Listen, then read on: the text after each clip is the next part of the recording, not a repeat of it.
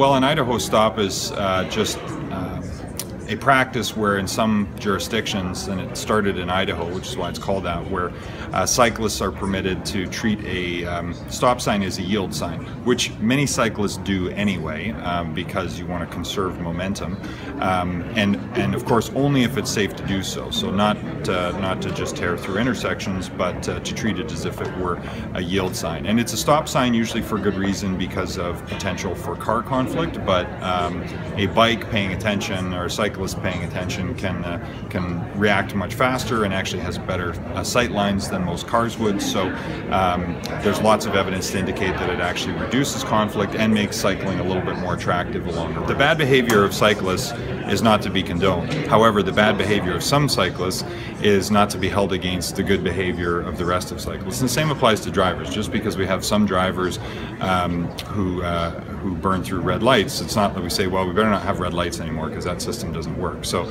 you design a system to be as safe as possible for and as easy as possible for people to comply with. And Idaho Stop is just one practice that has been proven in a lot of jurisdictions to reduce conflict and make cycling more attractive. This is more on side streets is where this would apply, so it wouldn't have any bearing on downtown.